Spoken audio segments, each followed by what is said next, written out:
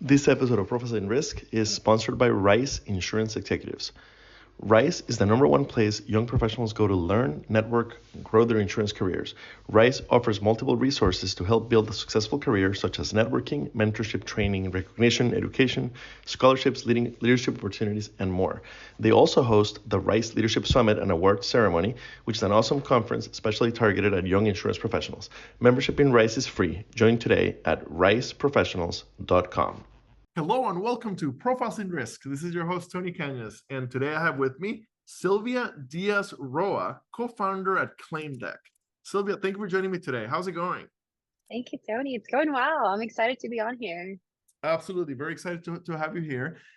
So for anybody not watching this on the YouTube side, go watch it on the YouTube side because we both have solid camera studio setups.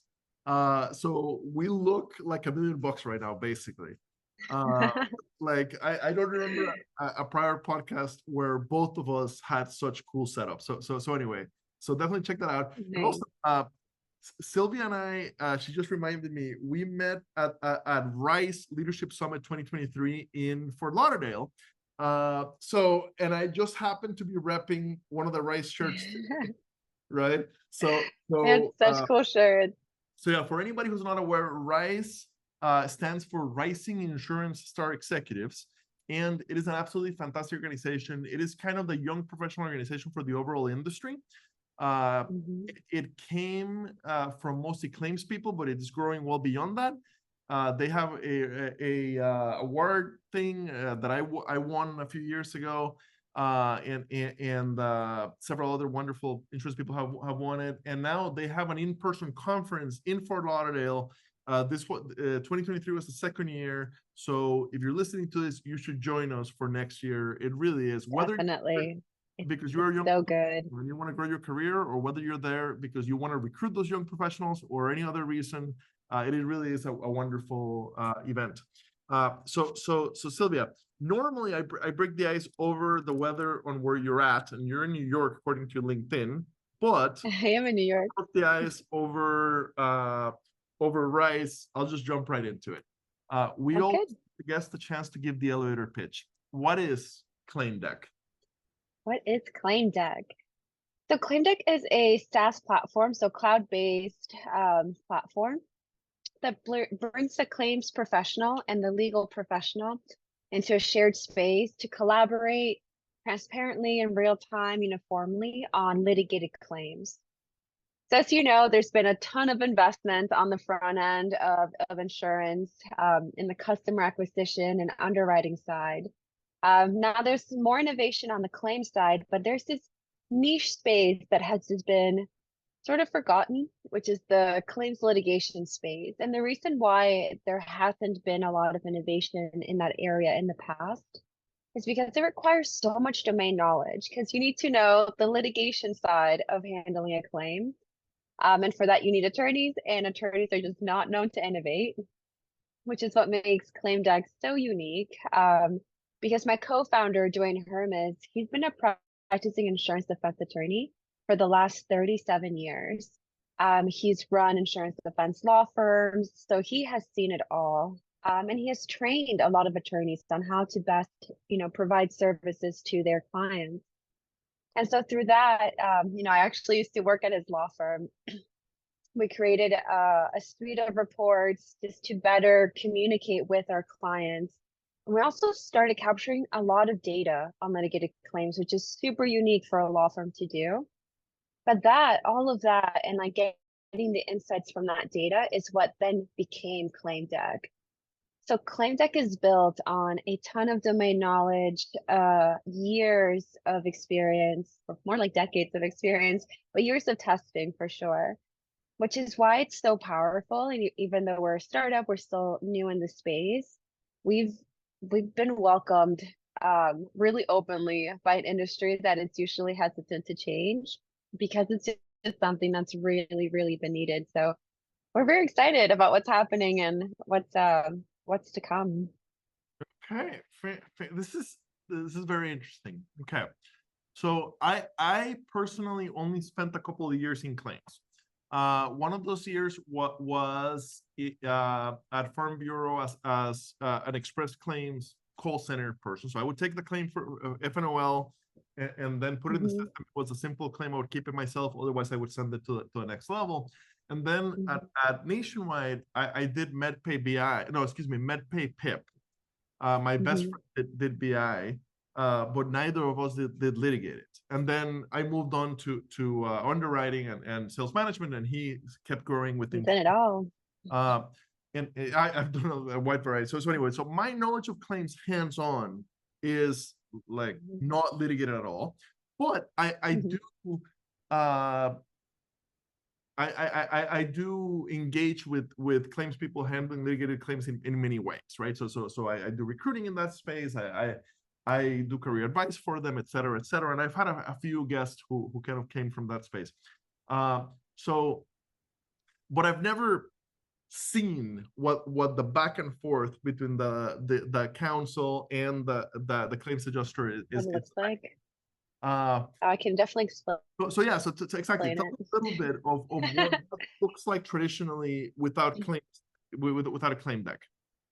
Yeah, so rudimentary. You know, all of the community, even though this is, let me share some numbers first to just like paint the picture of how important this is and how I'm shocked that there hasn't been innovation in this space.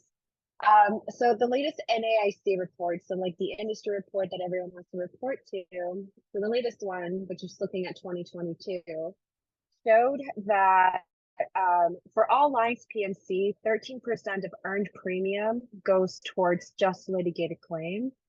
And for workers' comp, that's 30%. So if you look at it all, and on average, it's about 20% of earned premium. So like, you know, your revenue, 20% of it goes towards litigated claims.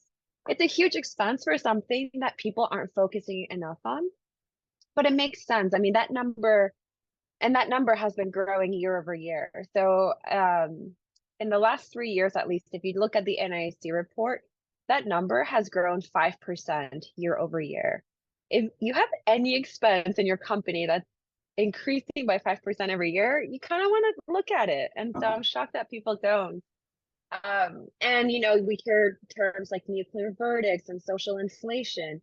All of that is what's contributing to that 5% increase year over year, because those payouts are getting bigger and bigger. And without insights, without the like data capture and the analytics, you can't really do anything about it. Like, you're not impacting the process. We have bill review, which is like a band-aid over like a gunshot wound. Like, it's not really doing anything.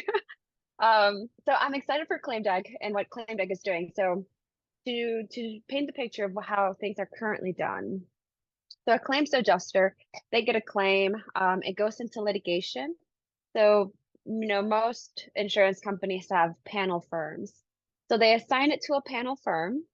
And if they have experience, they know who to go to. If they don't, it's kind of a guess of, well, these people work here in this area, so let's just give it to them.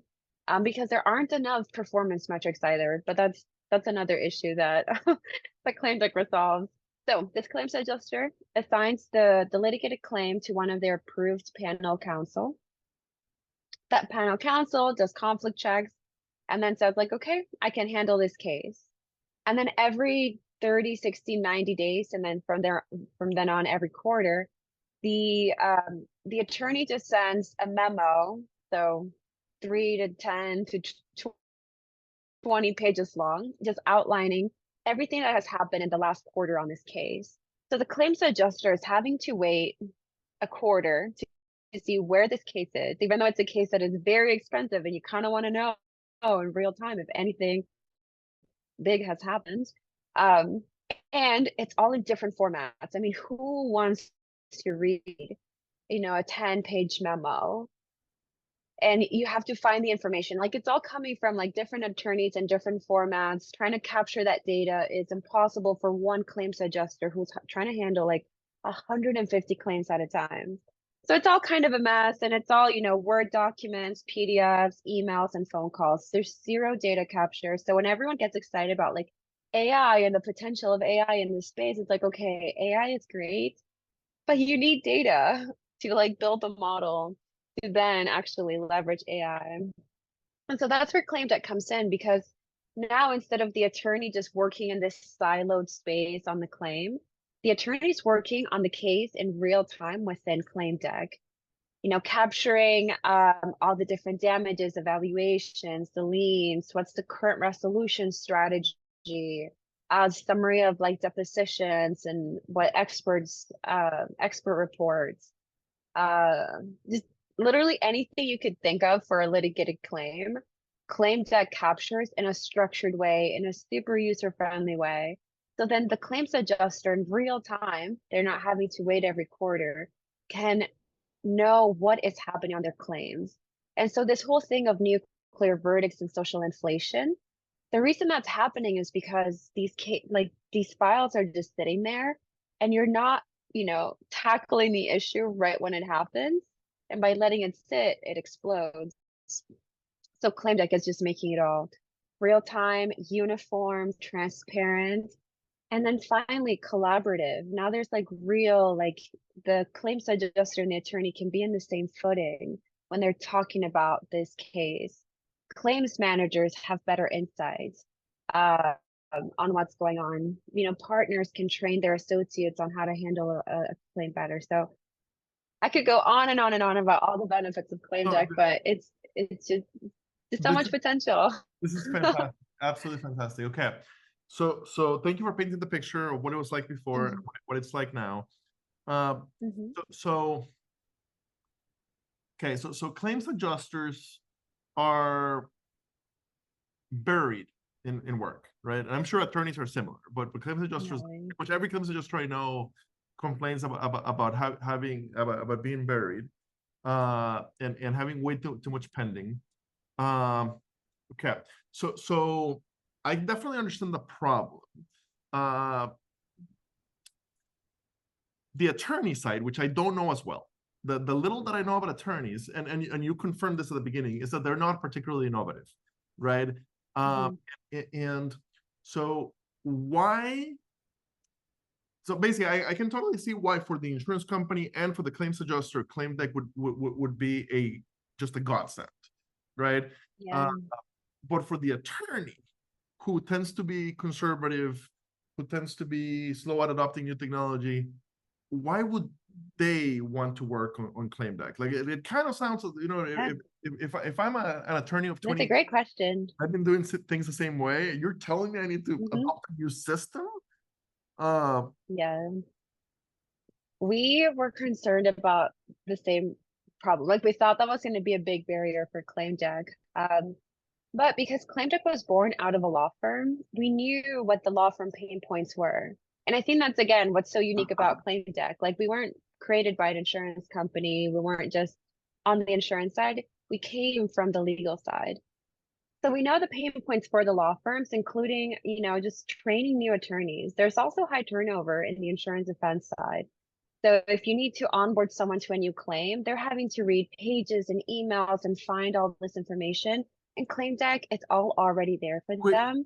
Quick question. All of that reading time, all of that catching up time, I'm guessing non-billable. That's not exactly. That's what I wanted. Okay. Exactly. So what ClaimDeck does, it actually makes their work much more efficient for the non-billable work. And so they can focus on the billable work. So all the work that they're going to be doing, or they do currently in ClaimDeck, it's all billable work because it's work on the claim. So nothing that they're doing in ClaimDeck is non-billable. So they want to use ClaimDeck because they get to bill for the time that they're using ClaimDeck. Perfect. And that makes they're perfect. providing exactly. And they're providing a better service to their client, so it makes them stickier as well. No, they do because you know if they're not, they definitely care about billable hours.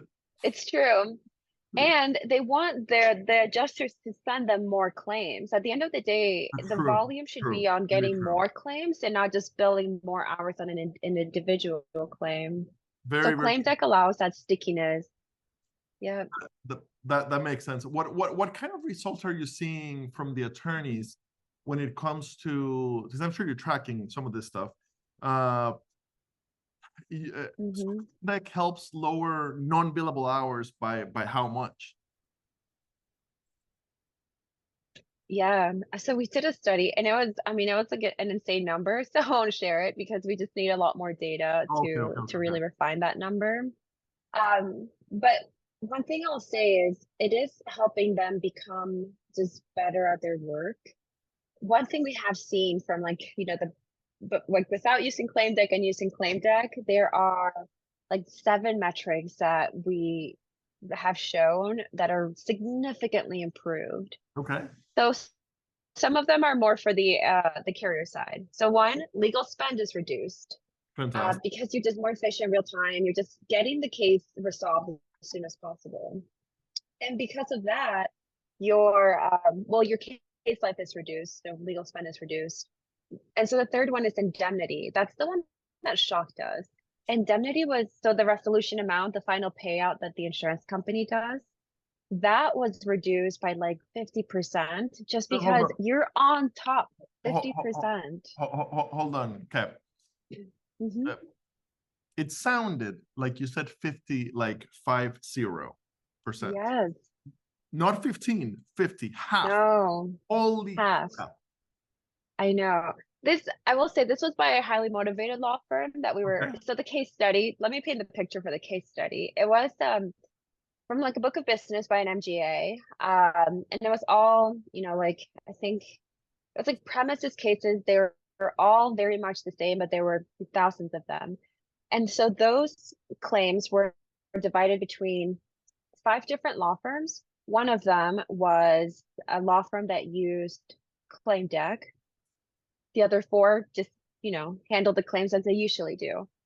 So at the end of that study, we looked at the numbers, and that's where we got legal spend reduced by, I think it was like 46%, indemnity 48%, case life like 52%.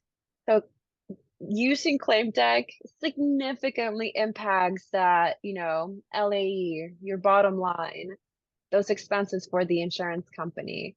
And because of that, that law firm that used ClaimDeck is now getting all of the cases from that MGA because it's obviously like, why wouldn't you want that level of efficiency?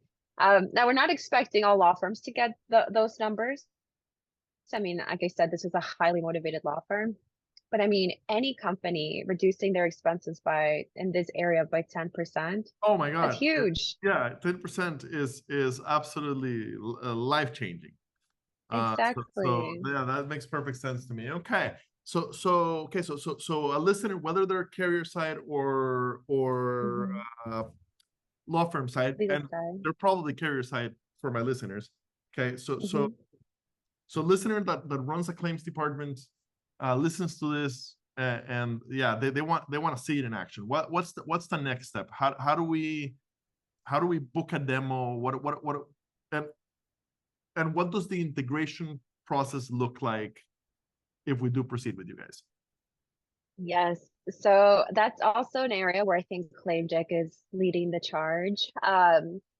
Everything we do is to benefit our clients, and that includes our pricing. So the way that we price is a flat fee per claim for the life of the claim. And what's really great about that is the insurance company can just bill that fee back to the claim. So onboarding onto ClaimDeck doesn't have to come out of an operational budget because you're just billing the cost back to the claim. Right now, we have no onboarding fees.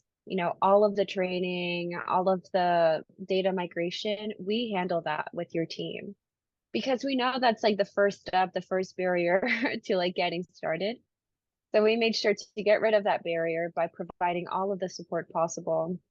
And then it's just based on your volume. How many litigated claims do you want to put onto ClaimDeck? And that's how we charge you because we're just charging per claim that's added onto ClaimDeck. So onboarding, we try to make it as simple as possible. Book a demo with us, and from our website, you can book a demo. And we'll show you everything, but then we'll also show you how user-friendly ClaimDeck is. Like when we built ClaimDeck, we spent thousands of hours with designers and real users on testing every single feature to make sure that it was user-friendly. And that is paying off tenfold because our training takes an hour and any user can just start using ClaimDeck that day and like fully understand it. We also have, a very robust help center with like videos and articles for every single feature. Anytime we release a new feature, we also put out, detailed instructions. And then every client, including the law firms, have a designated customer success manager. So if you have any issues of any kind or you want to expand your business, we are more than happy to help in doing that. And during onboarding, we do have regular check-ins with our clients just to make sure, especially those critical first 90 days are successful and we have metrics that we're measuring. And what we share with our clients as well is we share usage reports. We share claim scores, which is like, how healthy are your claims? Things like that to really paint a picture and like show them where they need to spend more of their time. Because at the end of the day, our time is so limited. That's why people are hesitant to onboard to new things because, oh, it takes time and resources, but we're taking all of that away by providing just an incredible amount of support for our clients. I'm sold. I mean, I'm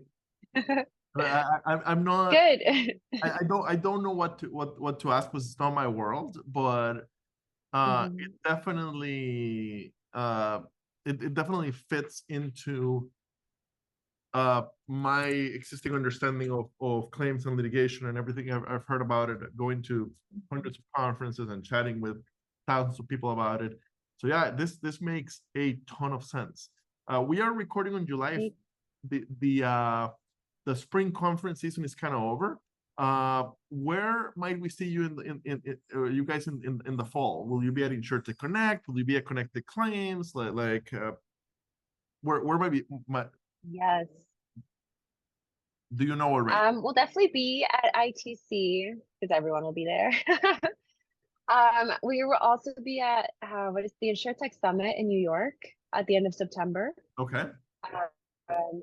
Since it's in New York, of course I'll be here. Is that by InsurTech New York? It's Global InsurTech. I feel like I should look it up. Global InsurTech Summit. I think it's called USA. It's by FinTech Global. They're the ones who put it together. Okay. Awesome. Do me a favor, email me or LinkedIn me the info on that one because I'm in Argentina right now, but I might. Oh, cool. So I'm going back in September for at least one conference, and I have some holes, and I'm not gonna fly back to Argentina just So basically, I'll probably be in the U.S. most of September and October. So I have some holes to fill with other conferences. So do send that over. Yeah, there's this one.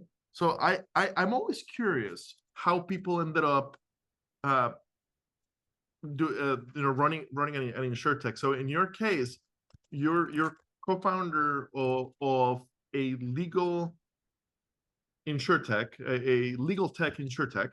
Let's put it that way. You're not a lawyer yourself, I don't think, right? No. So you did share earlier that you ended up at this law firm doing some work before this thing started. How did that happen? And what were you doing for them before that led you to end up running this thing? How did I fall into insurance? It's always a good question. It's actually funny, and I'll share a little further back of like just my life experience, especially if any like young person looking to get into insurance is listening. How everyone just kind of falls into the industry, and the reason I fell into it, I was actually like pre-med. So undergrad, I was pre-med. I took the MCAT. I had all my things like ready to go for med school. And then my sister was like traveling the world, like working remotely. She was in tech. She's a serial entrepreneur, just being incredible. And I was working, like 12, 14-hour days at the hospital. And I was like, is this really the life that I want? Do I want to study for like a gajillion more years just to do this for the rest of my life? And I'm like, it's a sunk cost because I worked so hard to, have a perfect resume to apply to med school. But I'm really glad I took a pivot and I decided to like just step back and think about, is this really what I want? And I told my parents and they're like, well, what about law school? And I'm like, ah, it's kind of the same BS. But sure, let me consider it. So like I took the LSAT and I'm like, okay, I need some legal experience. If I do end up applying to law school, I should get some legal experience. And so I applied to a ton of law firms. This is in Texas, in Dallas, where I was after undergrad. And obviously like no one hired me because I had no experience in the legal field. So they're like, why would we hire you as a legal assistant? But one of the law firms that I just fell in love with just from like their website and like the things that they were sharing about their values was Hermes Law. So my co-founder now is Dwayne Hermes, the founder of Hermes Law.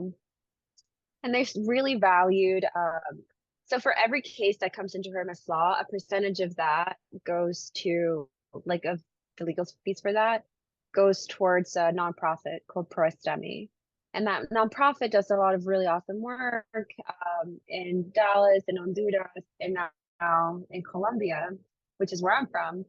So with that, with that message, I was like, I really, really want to learn from this law firm and work there.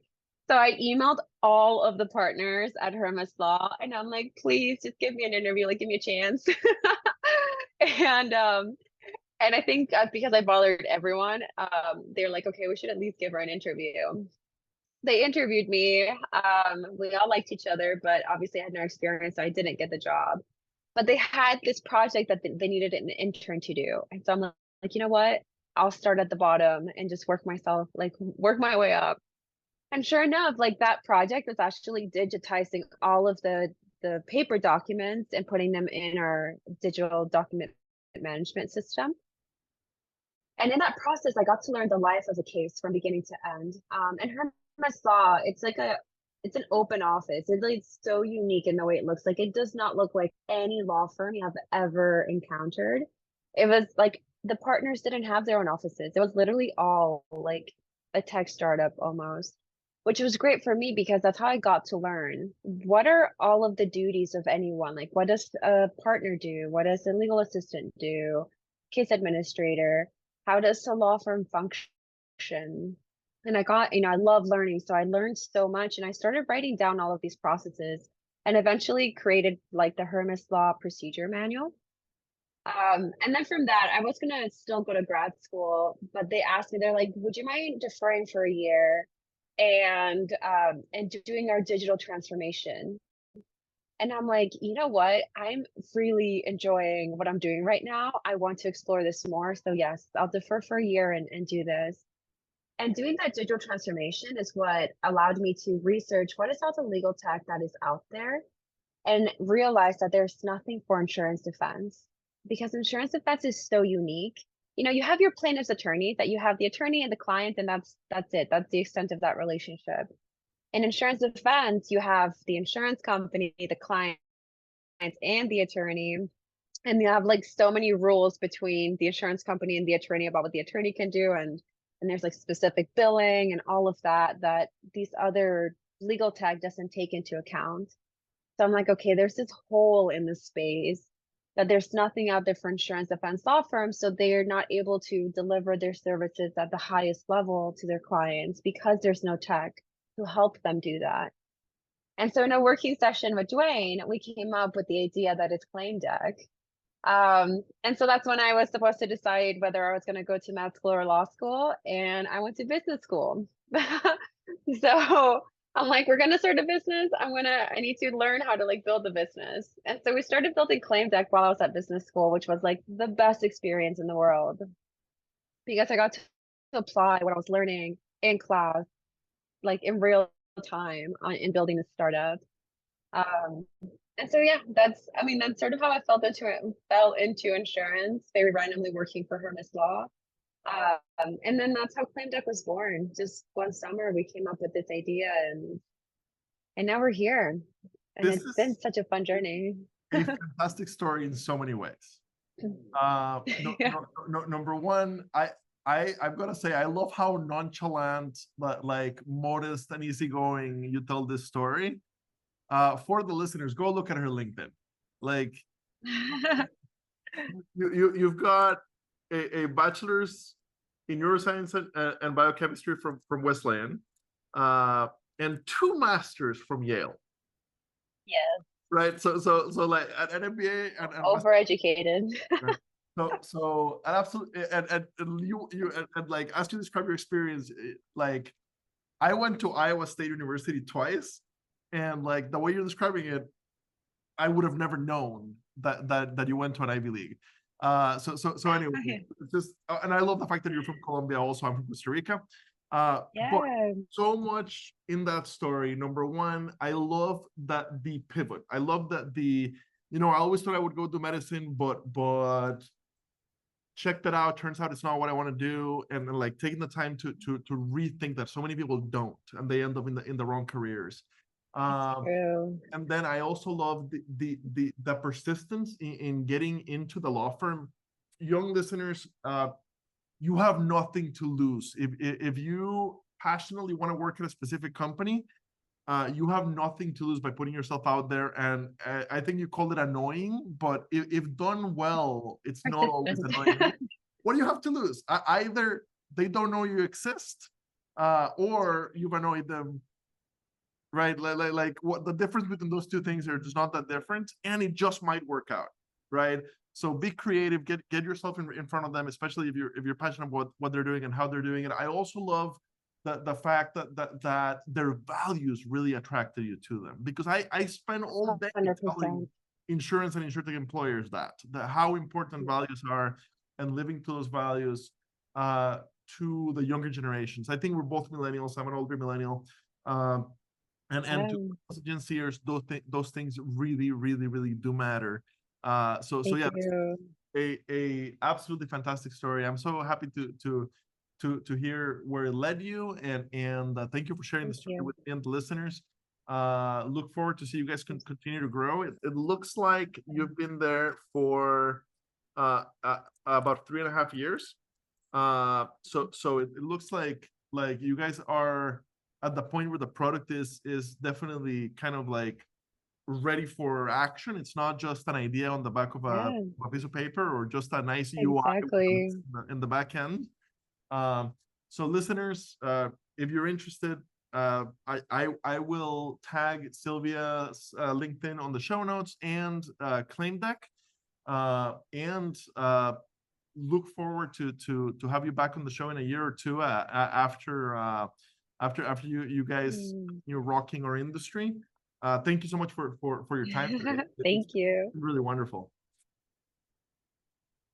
Tony, thank you for your time. And just one last thing for listeners, if and hopefully you do really care about just making this world a better place. At ClaimDeck, we also give a percentage of every claim that is added onto the platform. A percentage of that goes towards ProSTEMI to help projects in, like I said, in South Dallas, Honduras, and Colombia. And we're open to hearing of other projects that we should also be funding. So as a company, we just really care about, doing something more than just the day-to-day work that we're doing, passing it forward, something like that.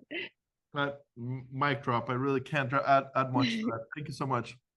Of course. Thank you, Tony.